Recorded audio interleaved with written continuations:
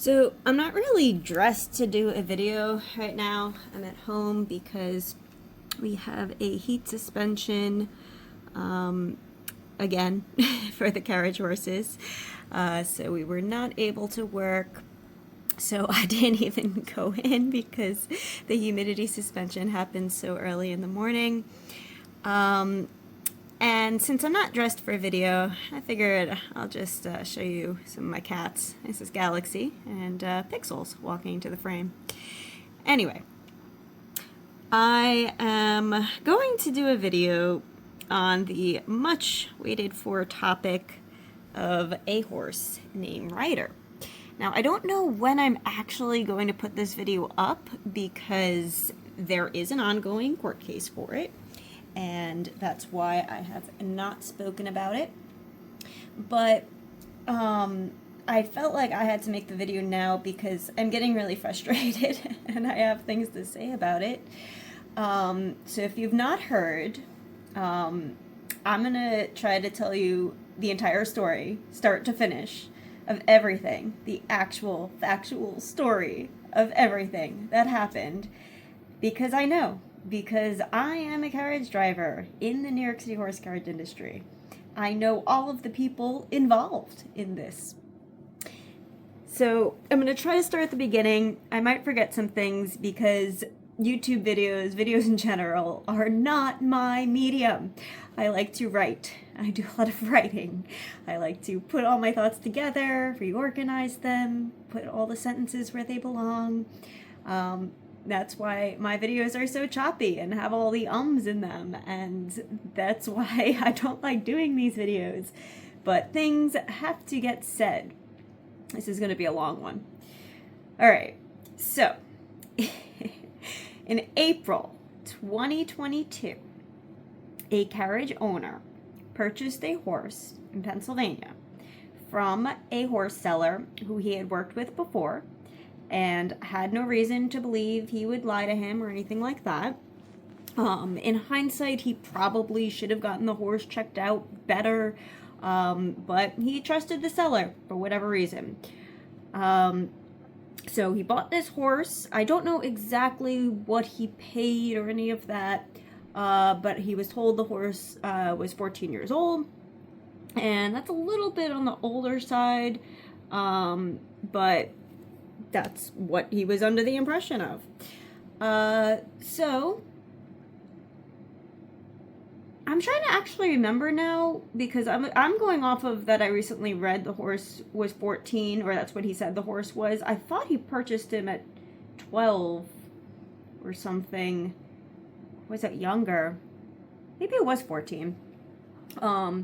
Usually we purchase them a little bit younger, but horses in our industry can be purchased and can work in the industry from anywhere from age 5 to 26. So a lot of people don't like to get 5, 6, 7-year-old horses because they can be a little bit more hyper, and you need a calmer horse that's comfortable with being in the city. But that is not always the case. Some people like to start a horse at 5 if they happen to find a calm one, because then you'll have that horse, as long as they're, healthy and well cared for a much longer time. So whatever your investment is in buying a horse, that's going to be, make your money worthwhile. So you're putting a few $1,000s into this at least, to start a horse off in the business. And that's going to be, something you consider, the age of the horse. Sometimes people do buy horses around 12 to 14 because they're maybe only a few $1,000s rather than $10,000 or whatever your, spending budget's looking like. And then you're thinking, all right, well, for $3,000 to $5,000 or whatever, I'll have this horse, maybe 10 years, because they can work up to 26, and sometimes they retire earlier, but you're hoping, you get a good amount of time out of them. And just kind of laughing because you're looking at Pixel here. So this horse was supposedly bought at 14, around that age anyway. Seller told the buyer, the carriage owner, this. They believed him. Had no reason not to believe him. I don't know if the seller was swindled. The seller must have gotten the horse from someone. It wasn't like he had owned this horse his whole life. So this is what the impression was. Now in April, the horse still had a winter coat. So even though it had a freeze brand mark, which standardbred horses have when they're on the racetrack at any point, and it can be looked up, and all of the history of that horse and their age and all of that would be visible. So even though this horse had a freeze brand, they had no reason not to believe the seller was being dishonest, and they didn't shave the horse to visibly see the freeze brand, which would be pretty hard to read at times, to figure out if what the seller was saying was true. So they took his word for it, and they didn't check the freeze brand. And it wasn't visible, at the time. It's not like it just was on there. The winter coat was basically hiding it. So, horse was purchased and brought to the city. And the horse had been working in the city about 4 months. It's not a very long time at all. I've gone into other videos about how when we do have incidents and issues with horses, it's typically almost every time with a newer horse, whether it's a health issue or whether it's, a horse that wasn't yet fully accustomed to the city.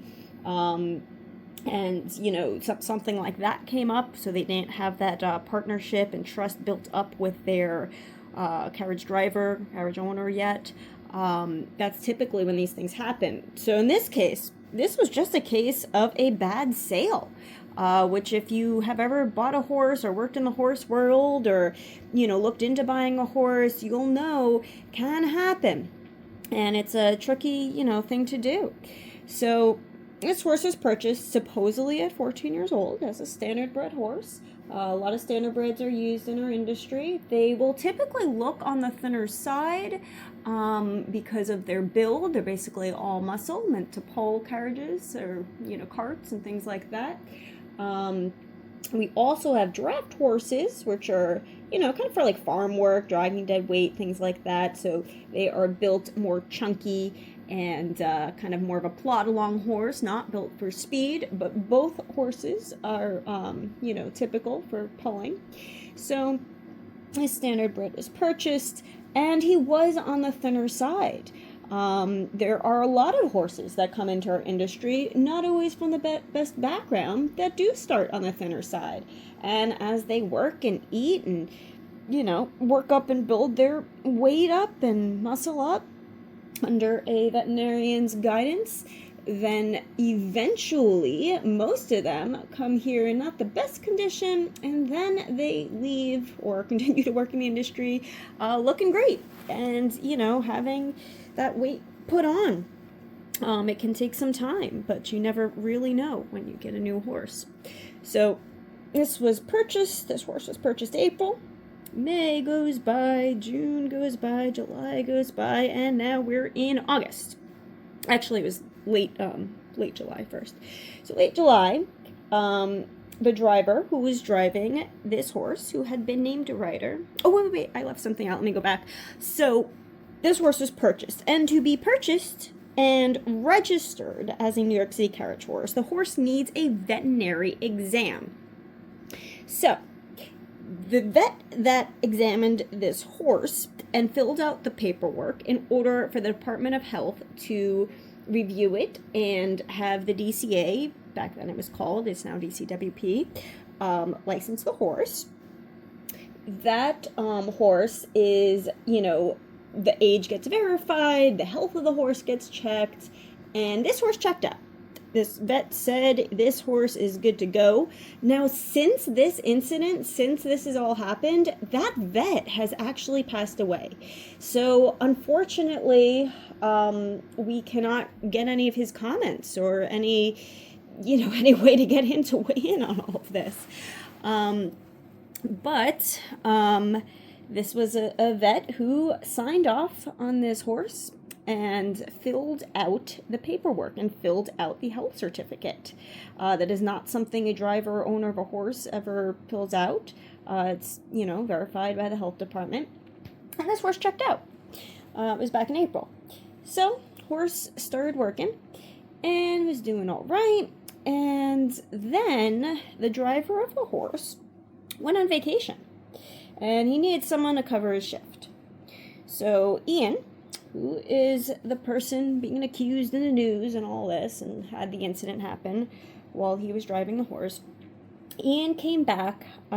He had been in the industry, I don't know, it was like 30, 40 years, but he hadn't worked in a few years. It's very common in our industry for drivers to come and go and do part-time and full-time and, take off a few years or come back. And he was asked to cover the vacation for this driver. And after about 2 weeks in of working with Ryder, we're now in early or mid-August, we had a whole bunch of heat suspensions. We went through a little heat wave. So there were 3 days in a row we couldn't work our horses. 3 days went by. And the heat wave broke, and the high that day was only 84. So finally, we got to go to work. So went out to do his shift. The maximum the horses can be out is 9 hours. And that time includes coming and going from the stable, resting and eating on the hack line, all of that. This particular day, I was also working.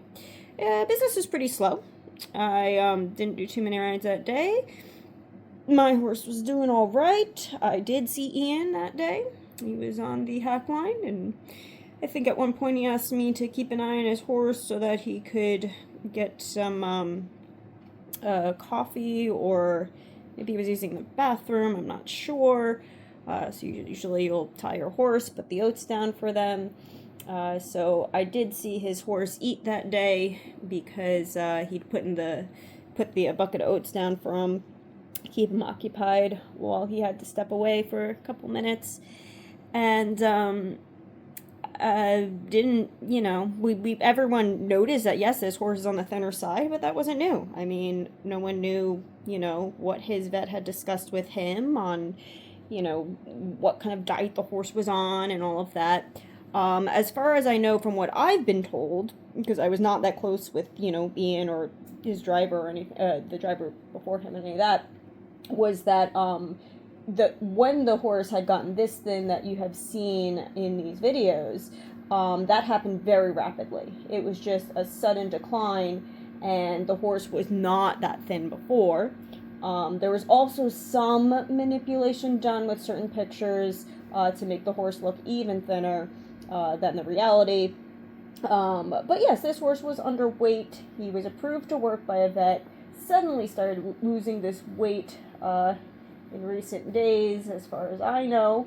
I don't know, what went on beyond that and what the discussion was. I guess they were trying to put it back on. They didn't know, the reason for it. I guess he had the dewormer and all the basic things that you usually do for a horse that's on the thinner side, and this is kind of where that wound up. So that day, Ian did 2 rides. It's not a lot. I don't know if they were 20-minute rides or 45-minute rides or hour rides, but even just for the benefit of the doubt, let's say they were 2-hour rides. So this horse did 2 hours of work. That is not a lot of work for a horse. That's, these accusations that the horse is overworked are just kind of crazy. Ian didn't even stay out the full shift. He didn't even do the full 9 hours because it was just a slow business day. He decided to head back in. So he started driving the horse back to the stable, and the horse tripped. And when a horse trips, when a horse stumbles, it is possible for them to fall. It's happened to me a couple of times. I was very lucky my horse popped back up.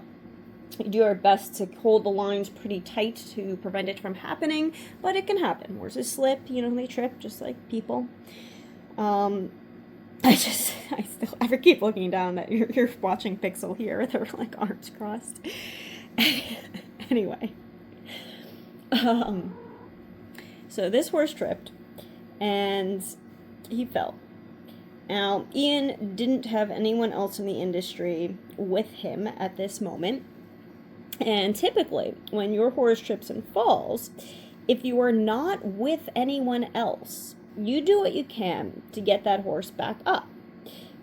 Ian was not under the impression that this horse was old or sick or there is any reason that he shouldn't come back to a standing position.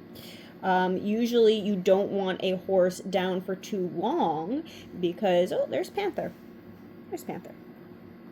So you got Panther and Pixel. You don't want a horse. Panther was born in the one of the carriage horse stables.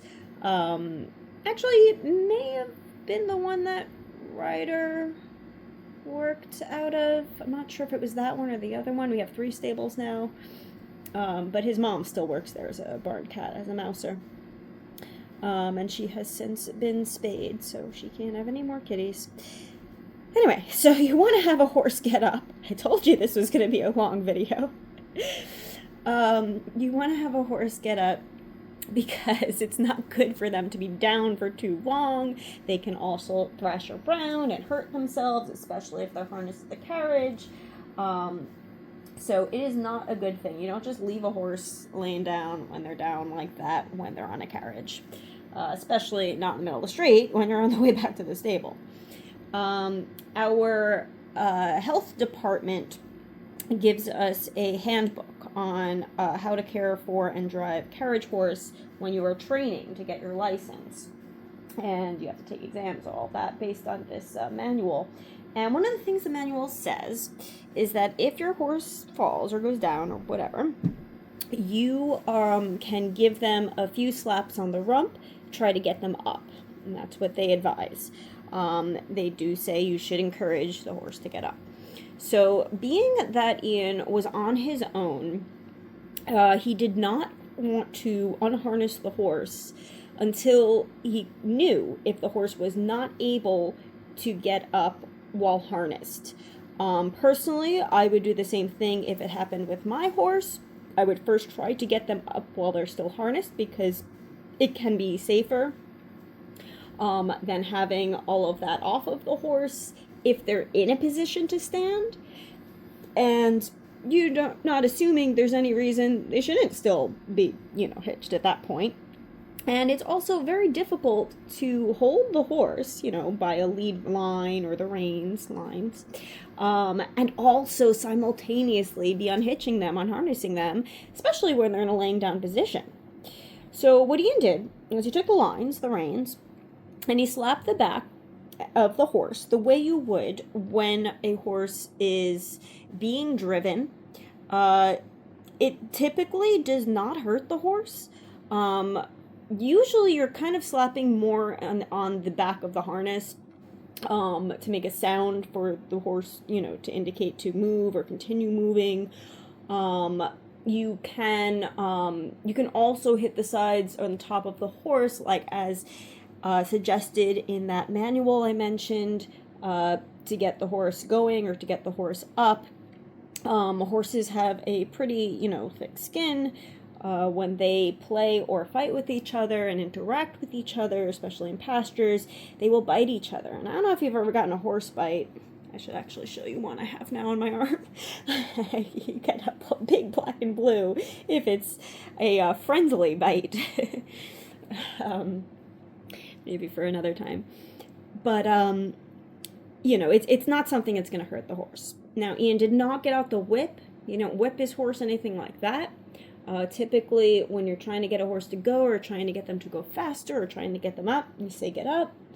So he did what he was trained to do as being what the safest and best care of that horse would be when they were down, with the knowledge he had about that horse's health. And he slapped the horse with the lines, the reins a few times, which you see in the video.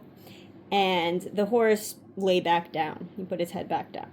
So now, I would say his next step would have been unharnessing and hitching the horse, because typically the reason that the horse isn't getting up, you'd next assume, would be because maybe he can't, because maybe he's in a position he can't get his legs underneath him to roll around and get up the right way. But at this point, since we are in Manhattan, middle of the day, on 9th Avenue, Hell's Kitchen, there's a big crowd that's now growing around him. And this crowd is getting angry. And they are yelling at him and accusing him. No one's trying to help. They're just angry and telling him that he's hitting the horse and he shouldn't, because these people have not ever worked with a horse. And it doesn't look like a good image.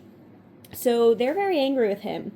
And there was actually a pedicab driver who'd taken a video of this with the intent of using it against the industry. Because while he's taking this video, he turns around, shows his face, and smiles. So he didn't have concern for this horse. He was just thinking, I'm going to get rich off this video, and I'm going to hurt the carriage industry that I compete with, because no one wants to take a pedicab ride. Everyone comes to the horse carriage. Maybe I'll get a monopoly in this. Maybe I'll get more business this way. So none of this was done with, good intention, these videos. So everyone's standing around taking videos, yelling at him. And the mounted police horse unit comes. I'm not sure who called them at what point, but they came pretty quickly. Still, none of this is out of the ordinary. And the mounted police horse unit starts to try to get the horse up as well. They had unharnessed the horse. They did take off the horse's bridle. We are trained to never, ever, ever take off the bridle until the horse is back at the stable, of course. That's just a safety thing. You have a lot less control of the horse when the bridle is off. So they took everything off the horse.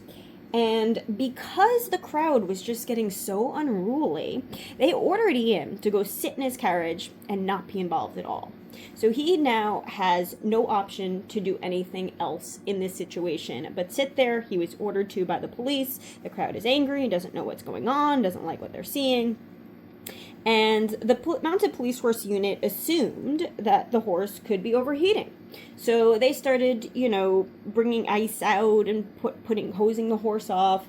In hindsight, we have had one of the mounted unit officers admit that was probably bad for them to do, because the horse just thought it felt nice and didn't want to get up. And he just kind of started rolling around and was like, oh, yeah, nice and cool. I'm just going to lay here and enjoy this. And that's not the result you want. But they did take this horse's vitals, and they did not find any signs of heat exhaustion. This was unrelated to the heat. Again, the high was 84 that day. We do not work the horses when it's 89 degrees or above 80 with high humidity, which this day was not. It was not a humid day. You can go look up the weather yourself on August. I forget what the date is. I'm sure, you'll pull it up. Doesn't really matter. It's been all over the news forever now. Anyway. Eventually, I think it was like 40 minutes or something, they do get the horse to stand, and they load him in a trailer, and they take him back to the stable. Now, a vet that was not the original vet who had examined the horse the first time to submit all the paperwork was called. He was the one that was closest and available, and this vet comes in and checks out the horse. So this vet says, this seems like signs of EPM. EPM, it can be pretty common in horses. It's caused by possum droppings all the time when they're out in a pasture, actually. And this type of disease would cause a horse to have a difficult time getting up if they fall, and it would cause the horse to trip and stumble and be kind of clumsy like that. So he thought this could be EPM. Oh, there comes Galaxy. He's back. Got Galaxy and Panther on the screen. So that was his, just a first assumption that he thought. So he took some tests. Took some samples to run some tests, blood samples, all that, fecal samples, and that we won't have for a few days. But his first assumption, he said, I think this is EPM. And while he was checking out the horse, he said, wait a second, 14? No, I think this horse is much older. This horse is like 20 or 25 or something like that. That was his guess. And this was news to everyone, because we had all assumed that this horse was 14. His paperwork said 14. The owner had bought him from the seller saying 14. The vet that had filled out his original paperwork said, okay, he's 14. All of this, was news to us. Everyone goes, oh, he's older. Now, like I said, no one would want to buy an older horse. It doesn't make any sense to have a horse that can't work more than a couple years or whatever in the industry. There is no price point that makes it profitable. I mean, even if you got the horse for free, you just have to spend all this money on the vet care and everything else, and the horse would probably have a harder time doing this job if they were starting at an older age. So it really just makes absolutely no sense. This would have been something intentional. I don't know why people are thinking that. So makes this comment, and that comment is heard by everyone. I was not there for any of this, by the way. I was on my way back to the stable with my own horse. And when I got to the stable, personally, my first... Oh, I think Panther sees a bird outside. Or a fly in the house. He's gotten very intensely looking. So when I got back to the stable, I had seen from our... Oh, we got cats. Let's get a cat back in here. Oh, my cat, let's see. So I had seen from our... What are they after? Oh, no, I think the cats are just interacting with each other. From our carriage driver group chat, that this was going on, and I saw that on my phone, and my first reaction, my first impulse was, wait, this horse collapsed because of heat? Oh my God, this is horrible. Wow, how could this happen? And what, I was just kind of going crazy about it. I was very upset about it. I was like, this looks bad. What? Like, just what in the world kind of thing, just like everyone else. That was my instinct reaction, because I had no other details. And it actually took about 40 minutes for my coworkers to calm me down before I went home. And I can now talk about all of this because I do know all of the facts. And I realized there wasn't really, I can't, like, the way the spin on this is. Anyway, so this vet checks out the horse. He assumes it's 8 p.m.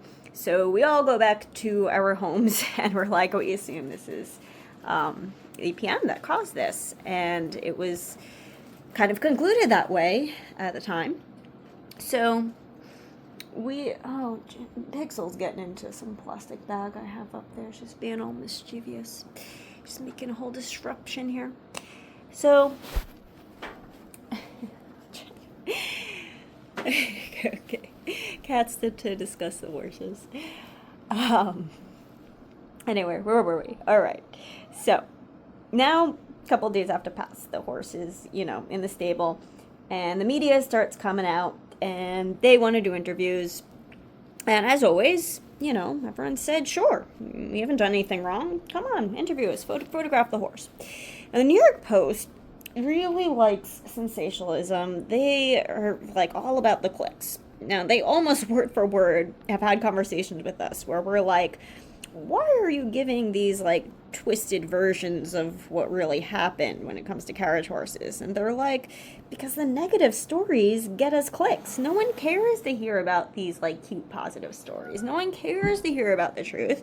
They want the crazy story, and that's what we want to give them, because we want clicks on our Twitter, and we want clicks on our Facebook, and we want people to watch our videos, and we want people to click on our articles and read them, and that's where we're making our money. And that kind of sucks. And that's probably how it goes with a lot of the media. But the New York Post, more than other outlets, really went above and beyond to try to, like, squeeze every last penny they could out of this story and exploit the whole thing. I think Galaxy does a one-pan camera. He's just like, just turned around now. Anyway. So the New York Post comes. And rather than just take some straightforward pictures of the horse, they used a wide-angle lens to distort the horse even further and make him look even thinner. So you've got these videos of a horse laying down, which always stretches their skin and makes them look thinner. You got a video of the horse laying down being hosed off. Again, the water will make the horse appear even thinner. And now you got the New York Post taking this wide-angle lens and, distorting the view of the horse to make him look even thinner. And again, no one's denying that this horse seemed to be underweight. But, if it was that bad, how come no one seemed to know... we don't have a cat here. Hang on. Okay. How come no one seemed to notice this horse in the public, that was in the public eye all these months, or weeks, or whatever, and no one said anything? No one seemed to think that anything was wrong with this horse's health this far into it, And if it really was, wouldn't someone have said something, That's what I think. But anyway, this horse wasn't as thin as the pictures made it out to be. We have some more normal pictures too. I'll try to put some in here. Can this video even be this long? I might have to do 1 and 2 parts. I don't even know what YouTube allows. Or who's gonna watch this whole thing, but off the back of my cat's head right now. Anyway, who else can we? Maybe we got Panther down here. Let me see. Let's go back to Panther over here. So, as we were saying, so yeah, this article starts to get distorted here. And they started putting more and more and more articles trying to get whatever they could out of it. At one point, they, oh, actually, okay, so a few days later, we do end up getting the test results that confirm that there were these antibodies of EPM, and we are all still under the impression that this is EPM, and that horse can work, you know, can be treated for it and work with medication and everything. Or it could turn out that the horse is not able to work anymore, and that's kind of the point we're all at. But this thing with the age of the horse now is being questioned. So they end up, you know, being able to decipher the Frise brand mark I mentioned earlier, and they come to the conclusion the horse is 26. That's the age our horses have to retire by. I mean, they can work through age 26 if they're already registered, but they don't get registered to work at 26. Technically, you could register a horse to work at 25, but no one would do that. Again, doesn't really make any sense. It just would not be worth the money to do that. That was a surprise to everyone. Everyone was like, wow. And I don't even know how we got to this point, but the owner actually went to court in the city because they accused him of changing the age on the paperwork. Now, the bill of sale from the seller had this age. Everyone thought this age of 14 or whatever it was the correct age. The vet said it was the correct age. The vet's the one that fills out the paperwork. It made no sense to me at all. But he went to fight it in court, and I'm pretty sure he showed them the bill of sale and everything. And like I said, this vet that had filled it all out has unfortunately passed away, so we can't really get too much confirmation on what was going on there. But they determined that he changed the age on the paperwork. He did not change the age on the paperwork. That is ridiculous, and it makes no sense. And I don't know. I don't know how they got, because that just like jeopardizes like everyone. That means like they could just say that about me. They could just be like, you know what, you made up the age on the paperwork, you changed it, you altered it, and none of this was altered. So it's just kind of this dangerous precedent that, like, you know, is being set. If this can happen, and I know it's not true, and then, you know, the city can just say it is, I don't know, that really bothered me. But anyway, so no age was changed at all. I don't even think this part is being put into the court case. I think it's just, you know, as a for whatever reason they decided to exclude this from it. But that was one of the things that was all of the news. So the New York Post keeps hounding out these articles, and this goes worldwide. This becomes worldwide news. And this is what animal rights activists have wanted for so long. They wanted to, you know, distort some story, and no horse carriage driver has ever been convicted of animal abuse, animal cruelty in history. And so they really needed something they could spin into this. And people were upset about seeing a horse being, you know, tapped with the lines to get up on the ground. And people thought it was because of the heat. And people thought that it was something that the owner was doing. That, I mean, how would you work in a business for so long and then randomly decide, you know what, in public, in front of everyone, I'm just going, oh, there's Kimmel. I'm just going to, you know, beat up my horse, and you're all going to see it. And I just randomly, I'm going to, you know, just start beating up my horse out of nowhere, even though all these years I cared for a horse and no one seemed to think I was doing anything wrong. You know, I don't know how you make any logic of it, how you get to this, how you make sense of it. Like, I don't know. But I hear very few people on the inside. I was never, you know, particularly such a fan of his, but like, I still don't see anything he did wrong. He followed everything by the book. He was only working a couple of weeks. Like, this spin is just so crazy to me. So, anyway, because the horse turned out to be 26, he had to be retired. So, we have someone who is, friendly with us. That's a horsewoman. And she wasn't too far away. And she said, you know what, I'll adopt the horse. I'll care for him. And so off he went. And she's, put up a bunch of pictures of the horse a couple days later. And again, he does not seem as thin as these, pictures made him out to be. And as people, were in uproar about. But, she took this horse. And it took months into this horse's retirement to find out what was really going on. They had the top equine vets from Cornell come in and examine this horse and try to figure out why he's not putting on weight and what is going on. And so months of top vets looking at this horse and trying to treat this horse from August, September to October.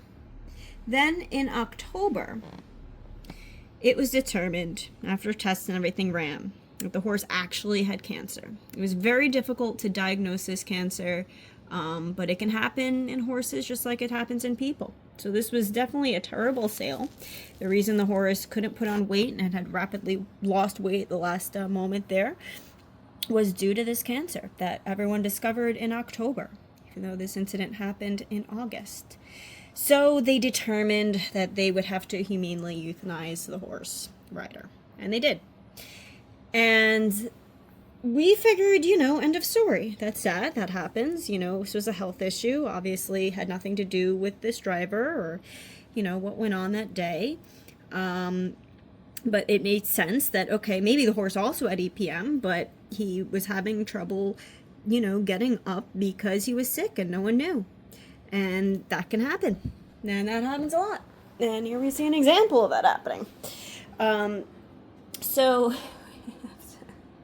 I keep going from cat to cat to try to give you something to look at.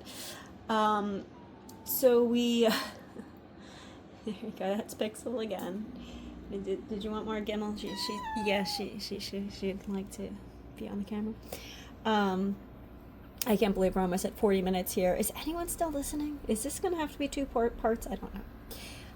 So then more time goes by, and we've just been attacked by animal rights extremists and people that don't know any better and people who don't know the details of what happened.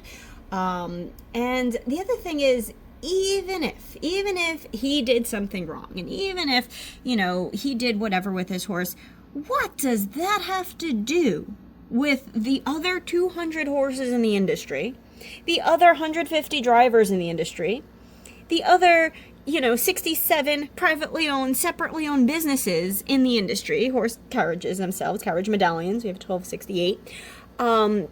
When you have a comedian or a celebrity or whatever have some type of scandal, some type of, whatever happened, I don't even know, there's so many, they always pop up, someone who did something wrong, and you're like, I'm going to boycott that celebrity, I'm going to cancel them, I'm not going to watch their stuff anymore, or see their things anymore. How come you're never just like, I'm going to not watch comedians anymore at all? I'm not going to watch actors anymore at all. No celebrities for me because one did something wrong. How come you do that with carriage drivers? How come you're not just like, well, I don't like what that one did, so I'm going to assume that hundreds of other people are doing exactly the same thing? I mean, that just makes no sense at all. But that's what, that's what people have done. And groups like New York Class, who have had this agenda to ban the carriage horses forever, use this and fuel this to try to push horse carriage ban bills.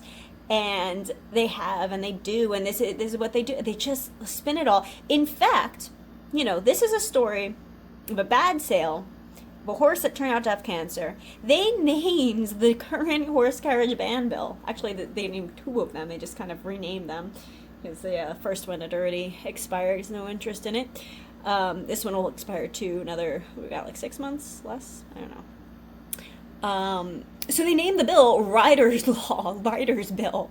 And I'm like, what? Does it mean that, like, horses can't get cancer anymore? No, it just bans all carriage horses from working because one of them had undiagnosed cancer and an incident happened where his driver tried to get him up and the world lost their mind because the world is not educated about horses.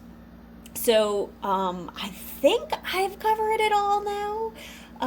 Anyway, they decided to have the district attorney, because of all this push from New York class making all this hubbub about it, the district attorney decided to prosecute for animal abuse. I don't even know on what chart, like, it's a misdemeanor, but, like, what, they're saying that he deprived the horse of water, like, even when the carriage stand he was working on like, the horse has to pass a water trough and just to go home even. So even if his horse, it just makes no sense.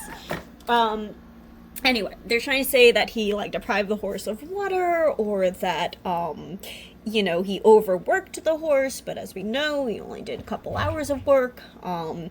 And they're trying to say that he knew the condition of the horse. He only worked for about 2 weeks with the horse. How would he possibly know, what this horse usually shows his signs when he is in distress or anything like that? It doesn't make sense. I don't know. I don't know how we get to this. But they've decided to bring these charges, and now after like a year or more, I don't even know how long it's been. What are we in? We're in 2025. This happened in 2022. This week, currently, now, he is in court for this. As, like, crazy as it is to me that 51 city council members, and really only need 26 to have a majority, council members that I don't even get to vote for because it only goes by your district. So I get to vote for one for my district.